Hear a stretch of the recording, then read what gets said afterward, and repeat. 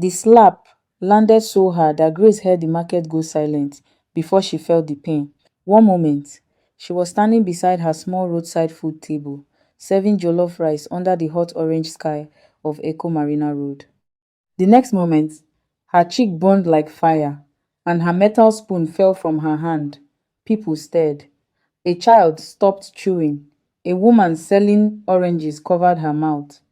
Grace's husband, Daniel, stood in front of her with red eyes and alcohol on his breath, breathing like a wounded animal. "You think you are better than me now?" he shouted. "Because you sell rice?" Grace held her cheek, her eyes wet but wide. She wanted the ground to open and swallow her, but the ground did not open. The whole street watched her shame. Before we continue, drop a comment below with your country and what time it is right now where you're watching. Whether it's sunrise in Nairobi, midnight in New York, afternoon in Canada, or evening in France, I want to know. Don't just sit back, tell me where in the world you are. Now, let's dive into the story. Daniel grabbed the pot of rice she had cooked since dawn and pushed it off the wooden table. The pot hit the dusty ground with a loud crash. Red stew splashed across the sand like spilled blood. Fried meat rolled into the gutter. Grace gasped, not because of the food alone, but because that pot was their rent, their light bill, their tomorrow morning. She bent down quickly, trying to save what she could, but Daniel kicked the spoon away. "Leave it!" he barked. A wife who disrespects her husband must learn. Grace looked up at him slowly. 7 years of fear sat in her throat. 7 years of begging. 7 years of pretending the bruises came from doors, walls, and bad luck. A young man nearby whispered, "Madame, stand up." But nobody touched Daniel. Nobody stopped him. That was what hurt Grace the most. People could watch a woman break and still return to buying pepper and bread like nothing happened. Daniel leaned closer and said, "When you finish crying, come home and cook." His words were colder than the slap. Then he staggered away, leaving Grace on her knees beside the ruined food. A fly landed on a piece of chicken near her hand. She stared at it, and something inside her became very quiet. Not calm, not peaceful, dead quiet. Grace rose slowly. Her wrapper was stained with stew. Her cheek was swollen.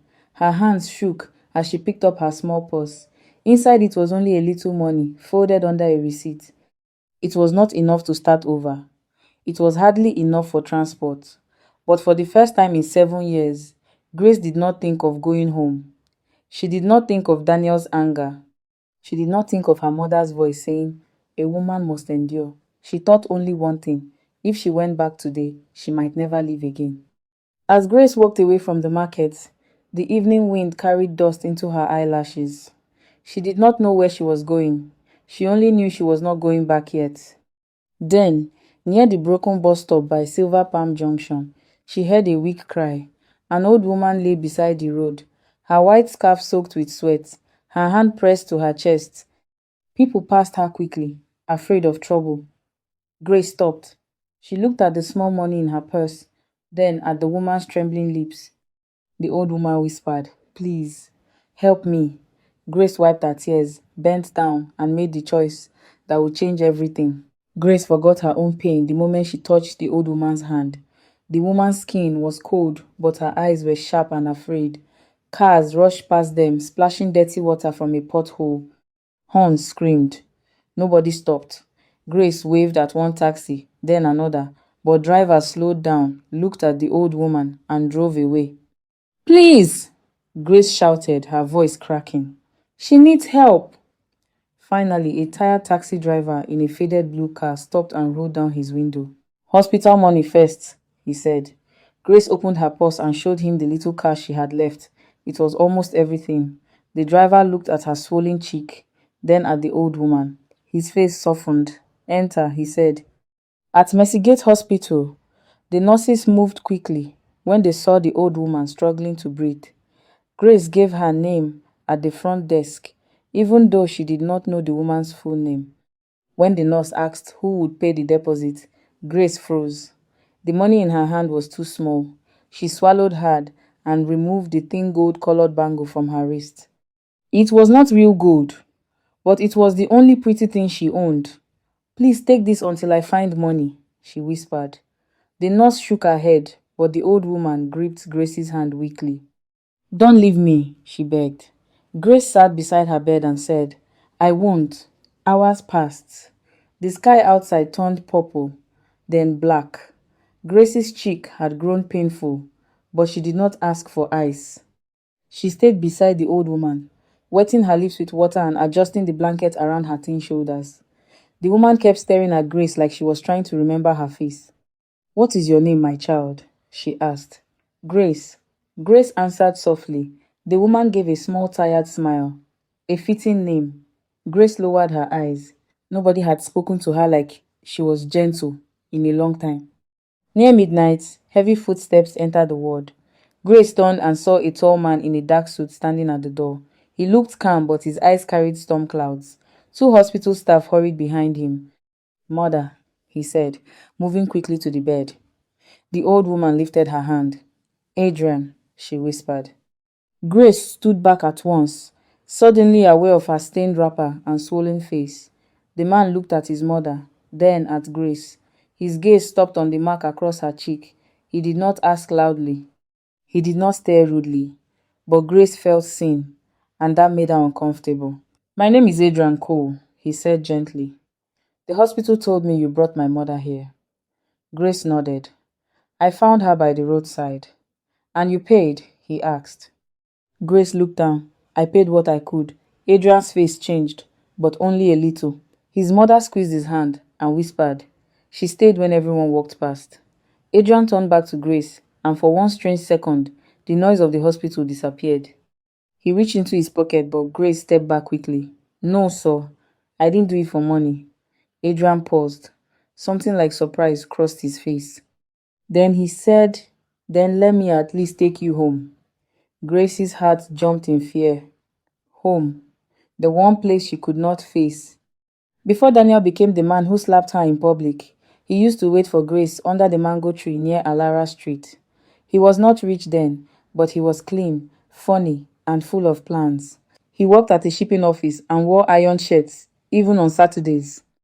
Grace remembered how he used to bring her roasted corn and say, One day, I will build you a kitchen bigger than a restaurant. She believed him. Back then, his laugh made people turn. Back then, his hands held hers like she was something precious. When he asked her to marry him, she said yes, with tears in her eyes, because she thought love meant safety. The first year was beautiful in small ways. Their room was tiny, with cracked walls and a ceiling fan that made a tired clicking sound, but Daniel came home smiling. Grace cooked beans on a small stove, and they ate from one plate, joking about their future children. Then the shipping company closed without warning. Daniel came home one afternoon carrying a brown envelope and wearing a face Grace had never seen. They dismissed all of us, he said. Grace held him and told him they would survive. At first, he tried.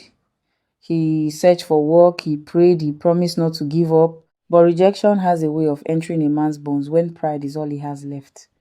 The drinking started quietly. One bottle with friends, then two, then evenings when Grace would hear him singing badly before he reached the door. He began blaming people, his old boss, the government, Grace's family, then Grace herself. Her roadside food business, which began as a small survival plan, became the thing that fed them. Instead of thanking her, Daniel hated it. Each plate she sold reminded him that she was standing while he was falling. When neighbors praised her cooking, his face tightened. When she came home tired with money for food, he asked who gave it to her. Love became suspicion. Suspicion became insults. Insults became slaps.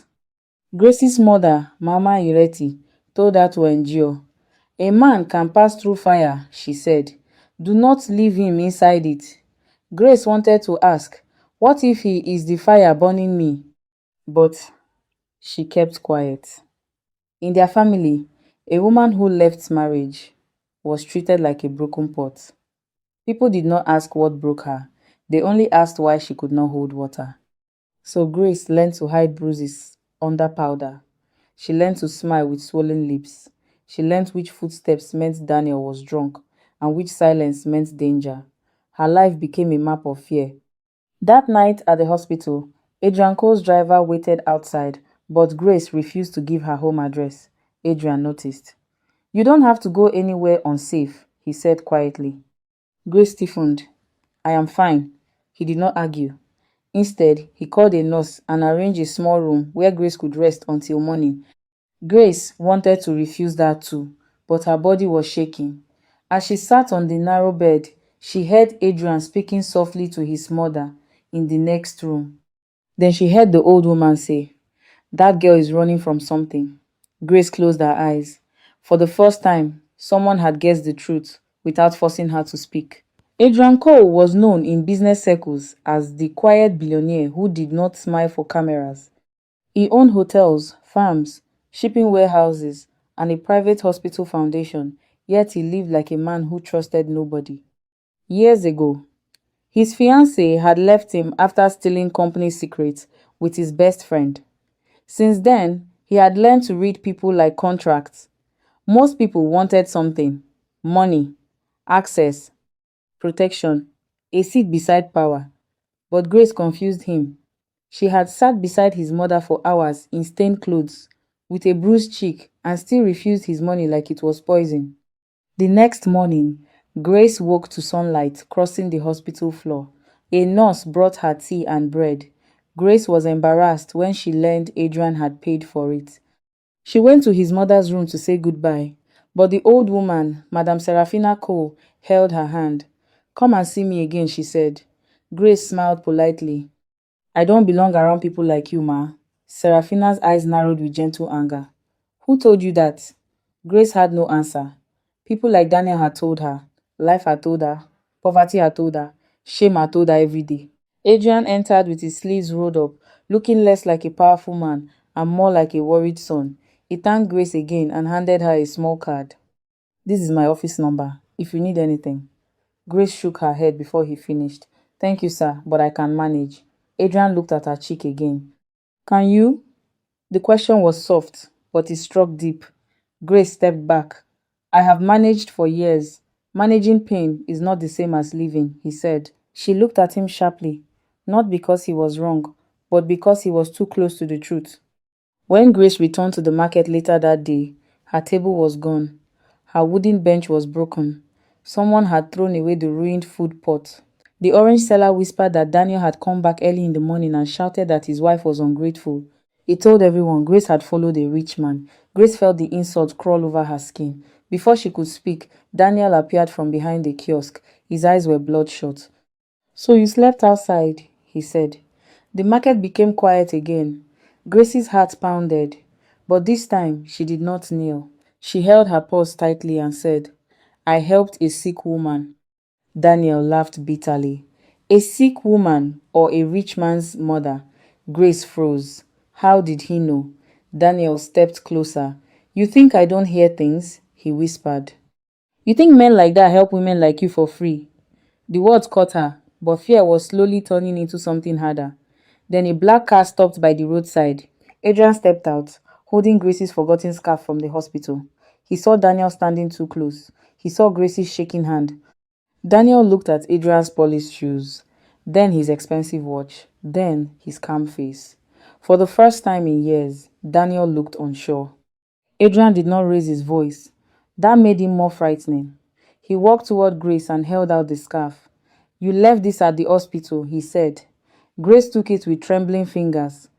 Daniel laughed loudly, trying to make the crowd laugh with him, but nobody joined. "So this is him," Daniel said. "The savior." Adrian looked at him once, then looked back at Grace. "Are you safe here?" Daniel stepped forward. "She is my wife." "Ask me." Adrian's face did not change. "I asked her." The words landed like a stone. Grace felt the whole market inhale.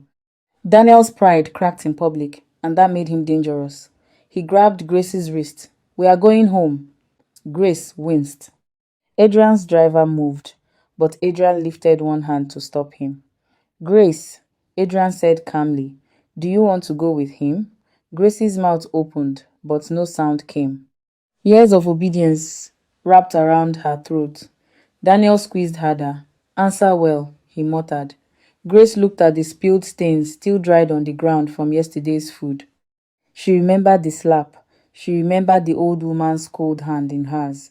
Then she whispered, no, it was a small word, but it shook her whole world. Adrian did not take Grace to his mansion. He did not hide her like a secret. He took her to a women's support center funded by his mother's foundation, a quiet building painted cream and blue near Lantana Crescent. Grace expected pity, but the women there gave her clean clothes, food, and a room with a lock. A lock. She stood staring at it for a long time because she had forgotten what it meant to sleep without fear. That night, she cried into a white pillow until her chest hurt. Not because she missed Daniel, because she had survived so much and called it marriage. The next day, Adrian visited with his mother. Grace was uncomfortable seeing them there. I don't want people thinking I am chasing money, she said. Serafina laughed softly. My dear, hunger can chase money. Fear can chase money. But kindness does not chase. It attracts. Adrian offered to help rebuild her food business in a safer location. Grace refused at first. I cannot owe you. Adrian nodded. Then don't owe me. Let it be a business loan with written terms. You pay slowly when you can. Grace stared at him. Nobody had ever offered her help without using it to control her. But Daniel was not finished. 2 days later, Grace received a voice message from him. His voice was low and shaking with anger. You have disgraced me. Come home before I come and carry you myself. Grace's hands went cold. She almost deleted it. But the woman at the support center told her to save everything. Evidence mattered. That word sounded strange in Grace's ears. Evidence. As if her pain could finally become something people believed. That evening, as rain tapped against the window, Grace looked at Adrian's business card on the table. For the first time, she did not see rescue. She saw a door. Grace's new food stand opened beside the glass entrance of Cole Harbour Plaza, a busy business center near the water. It was not fancy, but it was clean, safe, and hers. Her sign read Grace Pot Kitchen in bright green letters. The first morning, she wore a yellow dress and tied her hair neatly under a blue scarf. Her hands shook as she stirred stew in a shining new pot. She kept expecting Daniel to appear and destroy everything, but instead office workers came, drivers came, security guards came. One woman tasted the rice and said, Madam, this food has soul. Grace smiled so hard her cheeks hurt. Adrian watched from a distance inside the plaza lobby. He did not want to make Grace feel owned. That was what he told himself. But the truth was deeper. He admired the way she stood over the pot, like a soldier returning to a battlefield. She was still afraid, but she did not allow fear to cook for her. Serafina noticed her son watching and smiled. You are looking at her like she's a sunrise. Adrian looked away. She needs stability, not romance. His mother touched his arm. Sometimes, stability begins with someone seeing you clearly. Adrian said nothing, but his heart heard it. Grace slowly became known around the plaza. She remembered names. She gave extra plantain to tired cleaners. She kept water for delivery boys. She laughed more often, though sometimes sudden loud sounds still made her flinch. Adrian never pushed her. He helped with documents, connected her to a small business accountant, and made sure security understood Daniel was not allowed near the plaza. Grace noticed all of it. She also noticed how Adrian listened without interrupting, how he never touched her without asking, how his silence did not feel like punishment. Around him, quiet felt safe. Then Daniel arrived one afternoon wearing his old wedding suit jacket over dirty jeans. He stood across the road, watching the long line at Grace's stand. His face twisted as customers praised her. Grace saw him and almost dropped the serving spoon. Security moved toward him, but Daniel lifted both hands as if innocent. I only came to talk to my wife, he shouted. People turned. Grace's chest tightened. Adrian stepped out of the plaza, but Grace shook her head at him. Not this time, her eyes said. She walked to the edge of the pavement, close enough to speak, far enough to be safe. Daniel's voice broke into fake sadness. Grace, come home. I was angry. A man can make mistakes. Grace looked at the man she had once loved. For 1 second, she saw the young Daniel under the mango tree. Then she saw the pot hitting the ground. "You did not make one mistake," she said. "You built a house with them and locked me inside." Daniel's face hardened. "So now you speak grammar because a rich man is feeding you?" Grace felt the insult, but it did not enter her like before. Behind Daniel, a woman in a red headscarf raised her phone. Someone was recording. Daniel noticed too late. By evening, the video was everywhere. Daniel's shouting face, Grace standing calm, Adrian watching from the plaza entrance. People added their own stories. Some called Grace a gold digger. Others called Daniel a disgrace. Grace wanted to disappear when she saw strangers arguing about her life online. She had never wanted fame, she had only wanted peace. At the support center, one counselor told her, "People will always speak, but this time, let the truth speak louder."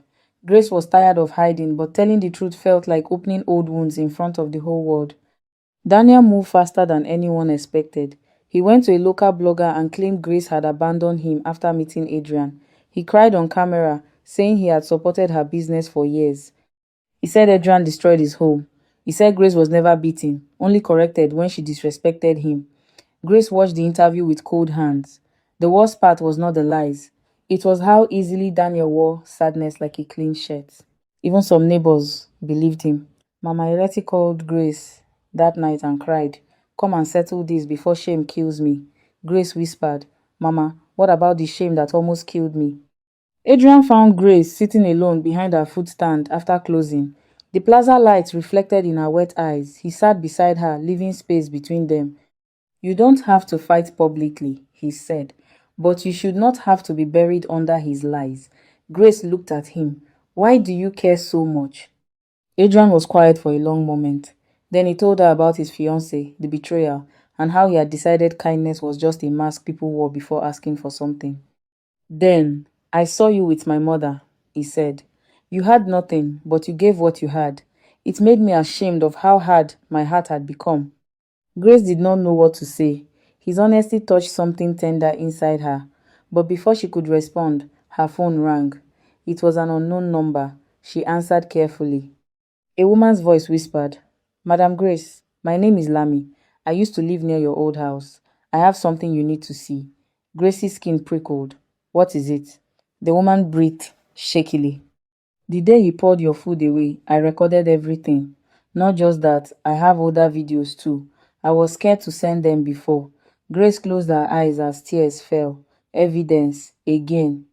The videos changed everything. Daniel slapping her, Daniel kicking her cooking pots, Daniel insulting her at night outside their old room. His lies began to collapse one by one. But Daniel's anger also became more dangerous. The next morning, someone threw a stone through the small glass window of Grace's stand. A note was tied around it with black thread. It said, "No rich man can save you forever." Grace stared at the words, and the old fear tried to rise. But Adrian picked up the note and said, "Now he has made his biggest mistake." Adrian did not call thugs. He did not threaten Daniel in dark corners. He called lawyers, police officers, and the Women's Foundation legal team. Grace gave her statement with shaking hands, but she gave it. Every bruise she had hidden became part of a record. Every voice message became evidence. Every video became a wall between her and the man, who thought fear was a chain he could always pull. Daniel was invited for questioning, and for the first time, he discovered that shouting did not work in rooms where people wrote things down. Grace's business kept growing, but her heart was not simple. Some mornings, she felt strong enough to face the world. Other nights, she woke up sweating because she dreamed Daniel was outside her door. Adrian never told her to move on, as if pain was a bag she could drop. Instead, he gave her time. He also made one thing clear. "Grace, I care about you. But I will never use your pain to pull you into my life. Choose yourself first. If one day you choose me too, let it be from freedom, not fear." Those words stayed with her. Serafina became like the mother Grace wished she had during her hardest years. She visited the food stand often, sitting on a plastic chair and eating rice like it was royal food. One afternoon, she removed a small silver ring from her finger and placed it in Grace's palm. Grace panicked. Ma, I can't take this. Serafina smiled. It is not a wedding ring. It belonged to my mother. She gave it to me when I escaped a marriage that almost killed my spirit. Grace stared at her. You? Serafina nodded. That is why I know endurance can be holy, but escape can also be holy. Grace wore the silver ring on a chain around her neck.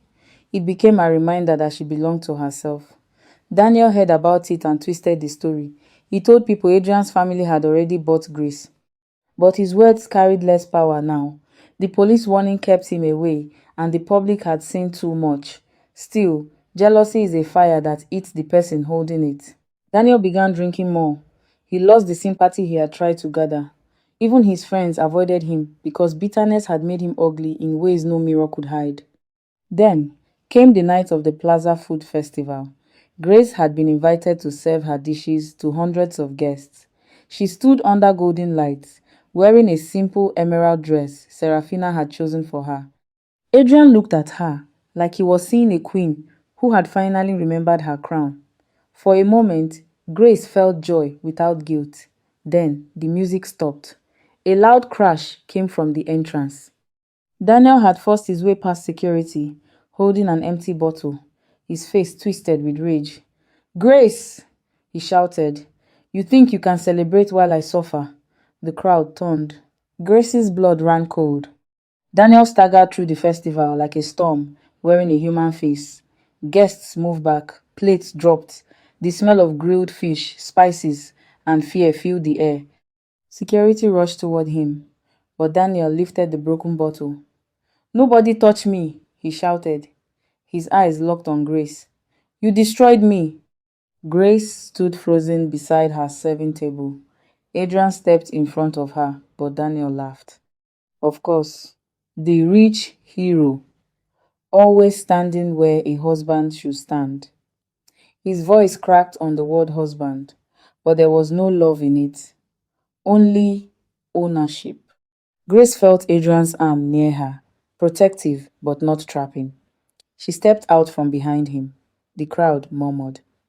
Adrian looked at her, worried, but he did not stop her. Grace's heart pounded so hard she could feel it in her ears. She looked at Daniel and saw the whole 7 years standing before her. The insults, the apologies, the promises, the slaps, the mornings she cooked with bruised arms, the nights she prayed he would sleep before anger found her. Her voice came out soft, but clear. Daniel, I did not destroy you. I only stopped letting you destroy me. Daniel screamed and rushed forward. It happened. Fast. Too fast. Security moved. Adrian pulled Grace back. Daniel slipped on spilled palm oil near the serving table and crashed hard against a metal stand. The broken bottle flew from his hand. He groaned on the floor, suddenly small, suddenly helpless.